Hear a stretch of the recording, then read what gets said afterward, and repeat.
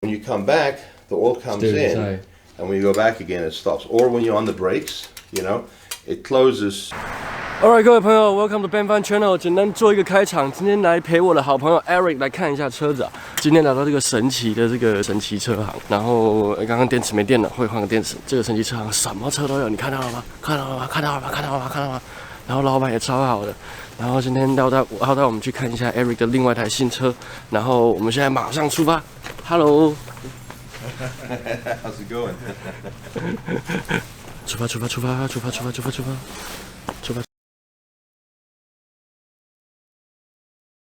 Than what these cars come with. So they put these plenums on the 325, but they didn't put them on the M3s. Okay. So a popular trade-out is to put this M52 plenum onto an S50 or an S52 engine. So on the white car, I put this plenum on there, but it's still only the single throttle body. And you can see how small this throttle body is. The aperture, it's not a very big aperture. You know, that's really small to feed 3.2 liters. So that's why I take this off and do the 6 throttle bodies. I think will really wake that motor up, you know.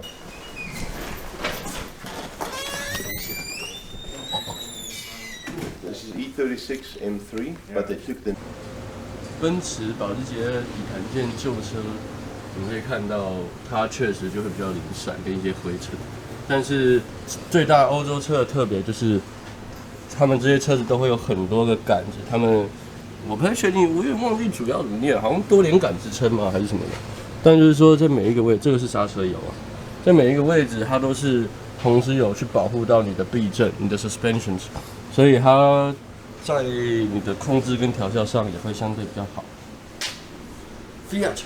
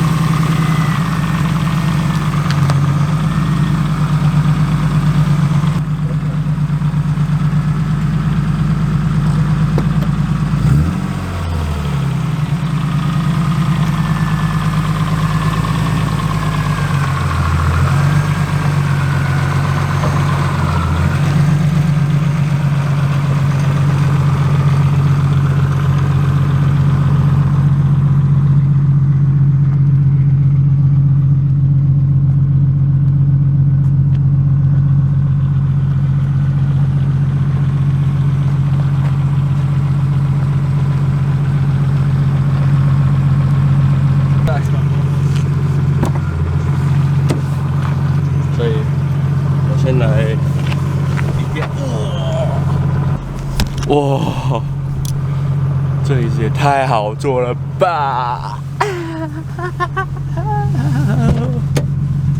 它这个包覆性很棒，包得很紧，这里也包得到。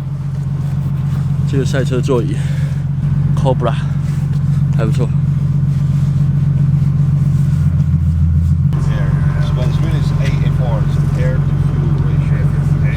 Air to fuel.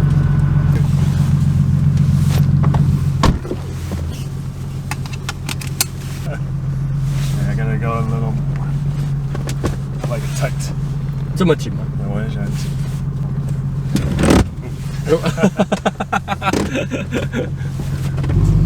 See you in a bit, John. Oh, you're smooth though. 他能怕摩的其实。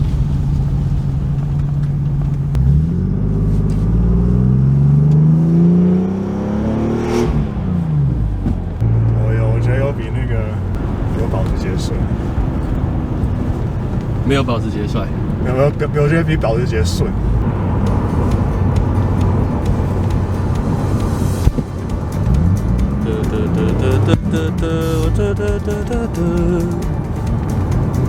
我们今天要出去玩。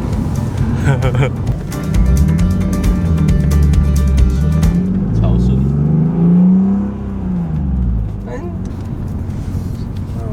然后是。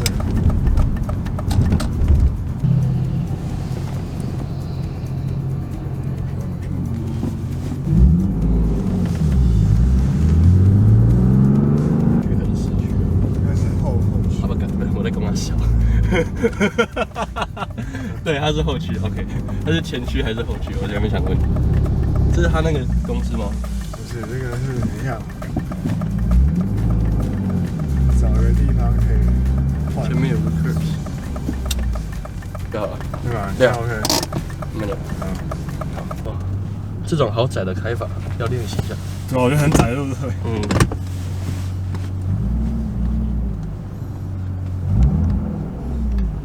但如果能踩上刹车的话，坐跟直一定很方便。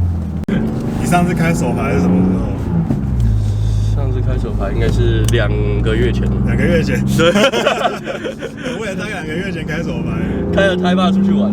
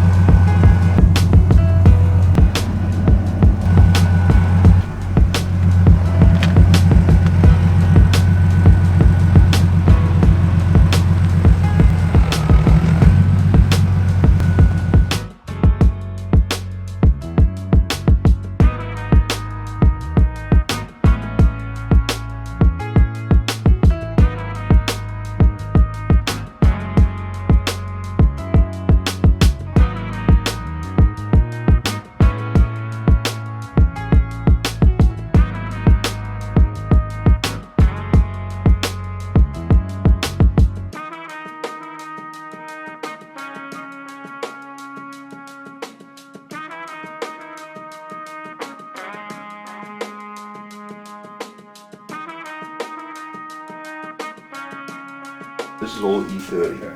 You know, we do all poly, but I wanted to show you real quick here. So you see all these ARP bolts. So there's the main stud, right? So we do that one. And then this one is the ARP, that's the connecting rod bolts. And then like all the rod bearings, you know, we get the calico coated, you know, the coated performance bearings.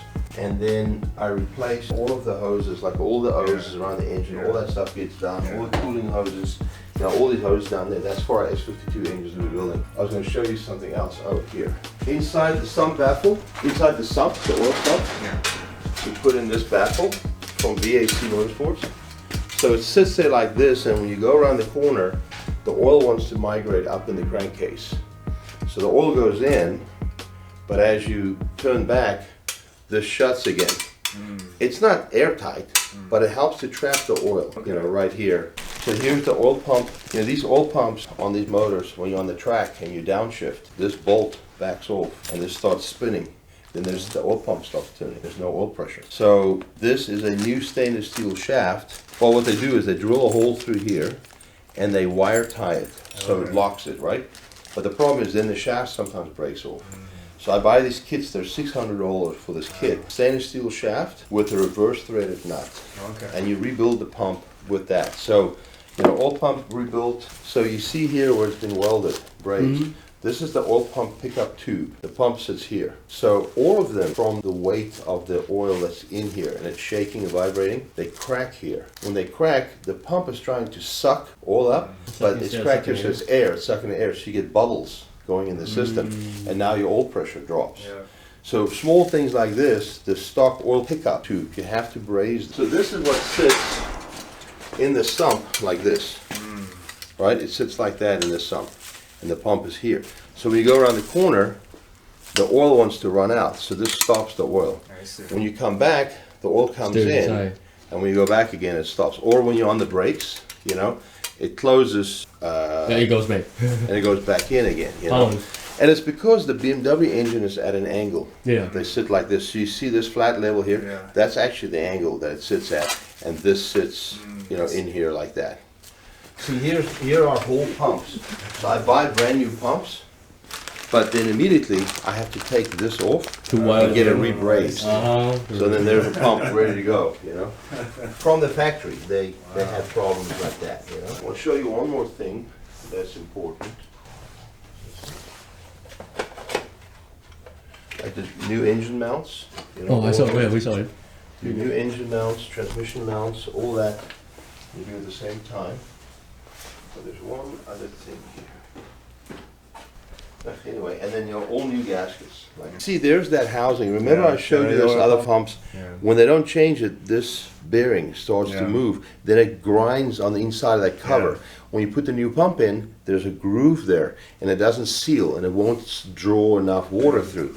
So this has its own housing that it rotates inside here, so it makes its own seal. So I put these in, but they're $200. And it's some guys are like, just put the old pump back, it's fine. No, I can't do it. I have to do it right, you know. I have to do it right. So yeah, that's about as much as I can tell you guys about this stuff, you know. Well, I guess the last thing is just really coming down to finalizing this. Because, Okay. you know, originally I was trying to get rid of the car, and Yeah. I wonder if we can kind of meet somewhere in the middle. Well, basically, you know, how I view this, if you just say, I just want to buy you a car, Yeah. right? My asking price is and I'm kind of firm there, you know, because otherwise I just keep it. Yeah. Somebody's going to give me the right amount of money for it, you know. It's worth a lot more because the engine's been rebuilt. Yeah. We'll see on Bring a Trailer have come back. Good. I haven't shipped it. Alright. Oh, time. Good, man. We'll do it. It'll be good. Okay.